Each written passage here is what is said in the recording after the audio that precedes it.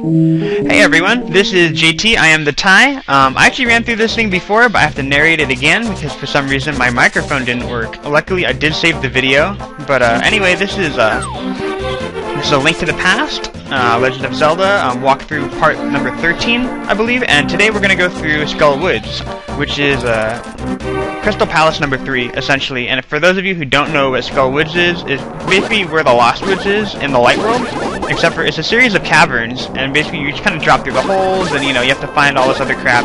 It's actually not one of my favorite, probably one of my least favorite dungeons in the whole Zelda series, because there's a lot of things to do in there, and I did time going through every single room, grabbing every single key. I definitely go over the 14-minute mark if I do that, so I decided to streamline it and make it as simple as possible. So that's what I'm going to do right now. I'm just going to grab the basic necessities to make my way through. You can see right here, I'm going to use the Bombo's Medallion, because basically, I think they're called Gobos, or Gibbos, or Gibdos. But yeah, they're basically the zombie guys, the mummies, but they're weak to fire.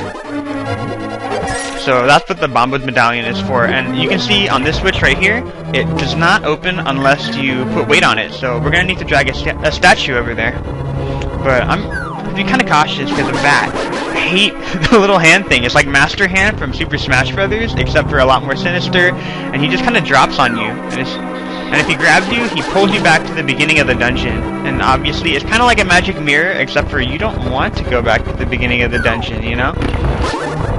And he keeps on dropping, and he drops a lot more quickly than I remember, so I don't know what it is, but I hate that hand. And so obviously you gotta keep on moving. The big thing is you gotta keep on moving, and the hardest thing is that sometimes you stop moving because you're trying to kill that stupid zombie guy. The zombie guy takes, I swear, like 12,000 hits to kill. It's like Mike Myers from a horror movie. Like Mike Myers or Jason Voorhees or someone, like they just don't die. So I got the big key, and then I'm gonna go ahead, since I am streamlining it, I'm gonna go to where I need to go right away.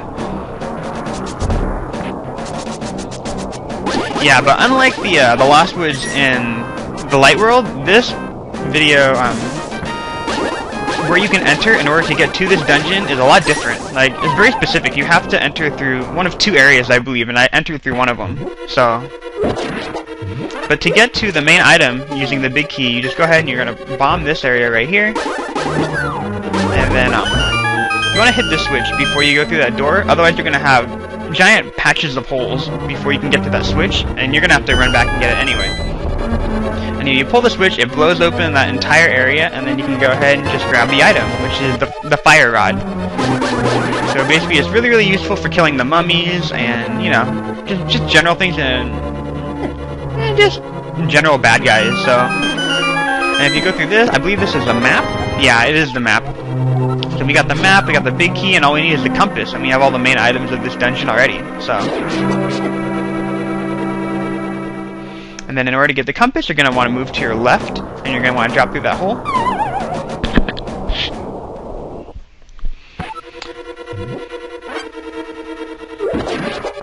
You can go ahead and kill all the jellyfish, kill all the tentacles in the area, and then I don't know what the hell that thing is. It's like a roly-poly. Like, holy guacamole, it's a roly-poly-oly. But yeah, this is an homage to Bowser's castle. Right there, the giant fire spinning rod thing.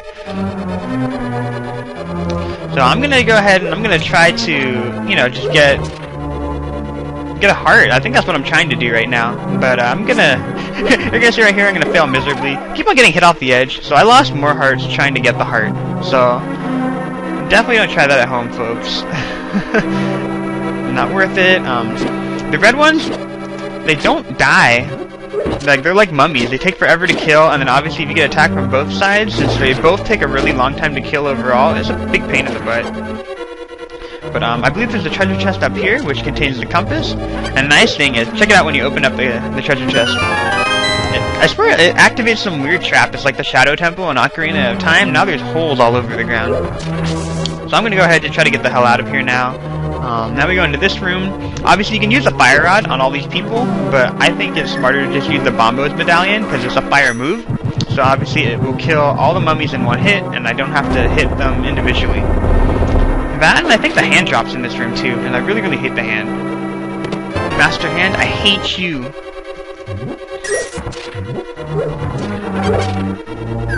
But you do want to keep your magic meter filled up as much as possible because you do need magic in order to defeat the boss in this particular dungeon. And if you talk to Sahasrara, the elder, telepathically, he tells you like it's really important that for the third dungeon you carry a magic bottle or a magic meter or something. So that's why I went to basically what I did before I started this video is I went back to the light world and then I bought magic bottle, or not magic bottles, but like the magic syrup, like the blue one and the green one, because the blue one refills both health and magic, and then the green one just refills magic only.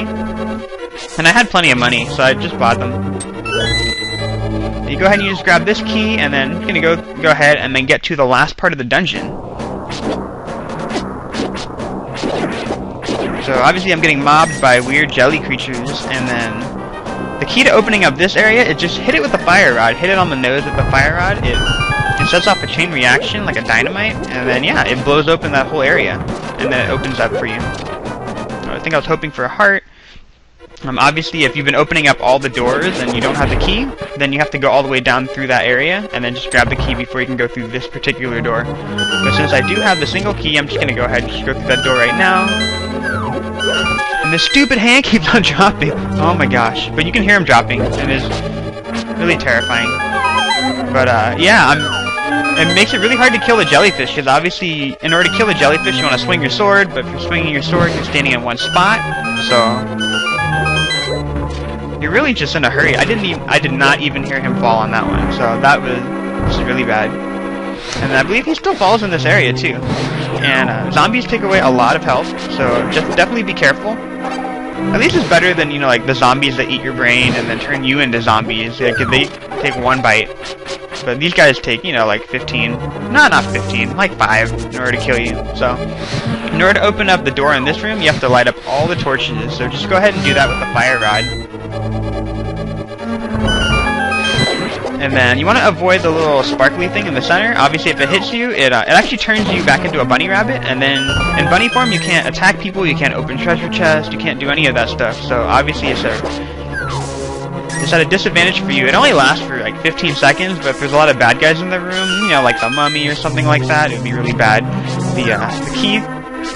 The next door for that area, you can see on this map, I didn't go through all the different parts of the dungeon, but I've gone through all the main parts that you really need to go through. Just go through there, right through the vines, and then one of these bad guys has a key. I forget which one, so... But I'm getting my butt kicked right now because I'm worried about that stupid hand dragging me back to the very beginning, so... That's why I'm being really cautious and looking kind of foolish right now. Go ahead and light him on fire, and he has the key. Go ahead and run through that door. I'm pretty sure the guy will still drop in this room, but oh, did you just hear that? He started to drop right when I opened up the menu. Go ahead and move out of the way, kill him. But I do have a fairy in reserve in case, they get to me before I can drink my potion. But now I have a full magic meter, full health, and I'm all set to take on this boss. So, I don't know what this is. It's like a super Count Dracula Venomoth. Yeah, it's like Venomoth in Pokemon, except for... Well, if Venomoth used like Heat Wave and then use Spike Balls and throw them at you.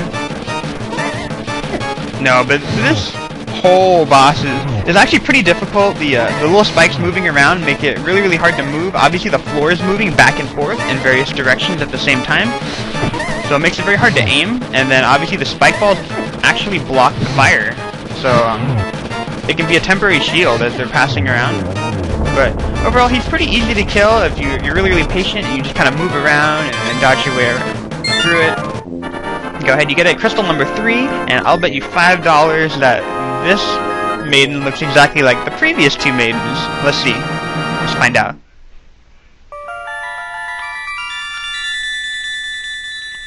Is she? Yeah, she looked. It's like Nurse Joy from Pokemon, and like an Officer Jenny. But yeah, maybe she's wearing a different colored dress, but I can't tell. But yeah, because of my gallant bravery, I can say everything. She's gonna talk about the Great Cataclysm, and for those of you who don't know what the Great Cataclysm is, basically it tells the story of that If an evil person gets the Triforce, then a hero is destined to appear, and that hero alone must destroy the evil person. And if he can't, then nothing can save the world from the wicked reign. So it's kind of like Harry Potter, but with a Legend of Zelda twist. And then, obviously, only a person of the Royal Knights of Hyrule can become of that bloodline, and then because we are of that bloodline, they are saying that we are essentially humanity's last hope for stopping Ganon. So, do you understand? Yeah, the world is pretty screwed if we can't complete our mission, so it wouldn't be The Legend of Zelda if we weren't humanity's last hope, right? So, I feel like this video was made in really, really good time. Actually, I know it was made in really good time because I have to narrate it after I've watched it. So basically what I did right now, I'm just going to move up to the next dungeon, which is the Thieves' Town in the Village of Outcast. I'm just going to get to the entrance of that. And then, obviously I'm lost right there. You can go, that's another area of the Skullwoods dungeon. Like, there's a lot of different places you can drop into to get into that dungeon. It is an underground cavern, so we go and just go back the way you came, and then, yeah. When we pick up for part 14, we'll just go straight through the dungeon in that Village of Outcast. I really, really like that dungeon. Something about it is, the premise behind it is really good. The way you get to the boss is very interesting. It's unique in so many different ways. So I can't wait for that particular dungeon. I think you guys will enjoy that one a lot. And obviously, if you guys enjoy fighting crazy mobs that shoot beams at you, and then you're dodging spikes, and you probably enjoyed this dungeon too. And that, and it's got a lot of horror elements. I should have done this on Halloween, but yeah, we're going to go back to the Village of the Outcast. If you talk to a tree, it tells you that there's a weird pitchfork, and then you can hear women crying. So I'm going to go ahead and pull on this, and then it's going to stop the video. Like, comment, and subscribe. Bye.